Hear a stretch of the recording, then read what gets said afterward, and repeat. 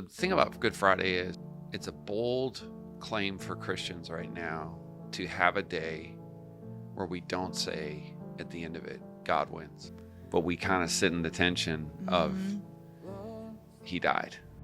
Good Friday is one of the most beautiful services of the year because oftentimes we don't sit in the reality of what the cross was. And I would love to hear you just share on that and what that means to you, Good Friday service. I think I was having this conversation, it's funny, with two different friends that I sort of had lunch with on back-to-back days. And, talking about when we think about Easter and we think about the resurrection of Jesus, or we think about the cross, we don't necessarily sometimes think about them as one sort of continuous journey. And I think in some ways we kind of deprive ourselves of a lot of points of intersection with God in the ups and downs of our lives. The thing about the journey, really the night before, Holy Thursday, we're at the Last Supper, when Jesus, starts to foreshadow his death and resurrection, then up the Mount of Olives, then in the Garden of Gethsemane, they call it the Passion, and the word compassion means to suffer with. It creates, I think, an entry point for people who are experiencing a lot of suffering in their life. Yeah. In all the different forms that it can take. It can be physical, it can be emotional, it can be mental, it can be spiritual. But suffering is an inescapable part of humanity. And it really goes from there, from the Last Supper, all the way to the cross. And in it, we see Jesus really embracing the totality of human suffering. We see him embracing anxiety in the garden, loneliness, the temptation to feel abandoned by God, to be ridiculed and mocked for his faith, for who he is, to be tortured, beaten, end up having an existential conversation with a secular ruler about what is truth. Yeah, it's true. And just like the fact that the generosity of Christ, that even though physically beaten, he would still have that conversation. It's just so, and then watching the reaction of his closest followers. I think about the disciple John leaning on Jesus on Holy Thursday, and just that sense of intimacy. And less than 24 hours later, he's the only guy standing at the foot of the cross with Jesus' mother, and everyone else has just kind of abandoned him. We think about Peter, who's like, Lord, I'll never forsake you. I'll never deny you to the world. And Jesus is like, actually, you're going to do it 3 times before this day is over. And so, in all of those things, and even in Judas, who betrays Jesus, we see a God who's trying to hold capacity for everyone and all of their responses. Peter's anger, cutting off, a soldier's ear, his, sort of that thing of like lashing out, and Jesus even rebuking him for that.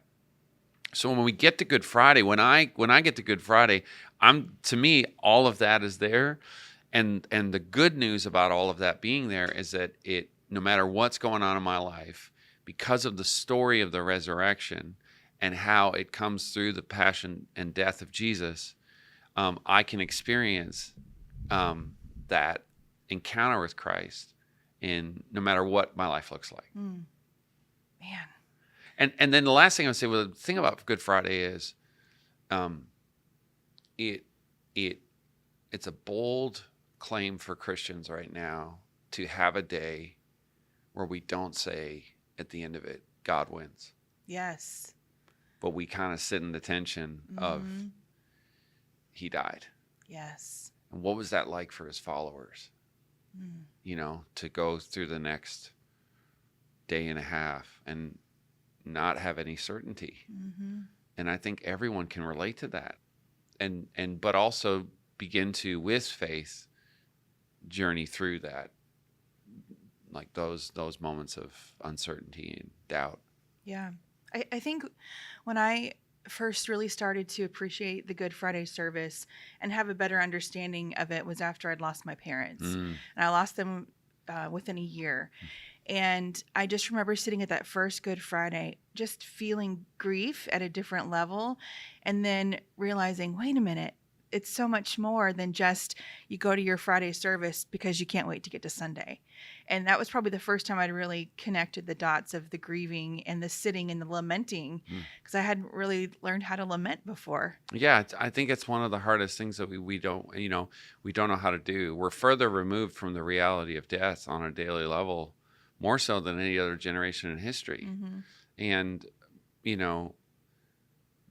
but our mortality, the reality that we're all going to die, it's central to the mystery of the cross. Right. And it's because we're going to die. That's why Jesus had to.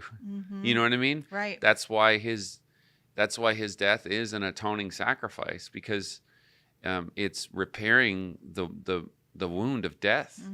And using, as one of my songs, which I ripped off from a homily from a sermon from the 3rd century, he used death to destroy death. Yes. So turning that corner to Easter. Yeah. To the Sunday, to He is risen. Christ is risen is one of, in my personal opinion, the best songs ever. And I wonder, as the person who wrote it, do you sing that with like a new awe or a new revelation on Easter Sunday when you hear songs like that? Oh, for sure. I mean, I think I need the reality of the resurrection every day of my life. But there is something powerful about on Easter Sunday of singing those words. And it's amazing even knowing, like I said, that song was inspired by a sermon that at one point it was preached, and what that must have been like for the believers there. Yeah, I did not know that. Yeah, to as they're reading, they're telling the story of the resurrection. Maybe they're reading letters. I mean, this is like before the formation of the scriptures. Right. And what a powerful reminder that must have been for people to have this sort of bold-faced joy in opposition to, persecution, to, their own mortality, to disease, to sickness, to grief, all of it, that in the middle of all that, that's where new life begins, and that's where the power of the resurrection starts to work in our lives. Yeah, that's awesome. So on a different kind of personal note, you are a husband and a dad, and you've got small kids. And what is Easter like for the Maher family? I mean, it's a lot of fun. It's changing every year because they really do grow fast. Yeah. But I mean, for several years it was we're in the cry room on Easter morning, which feels more like Good Friday. Yeah.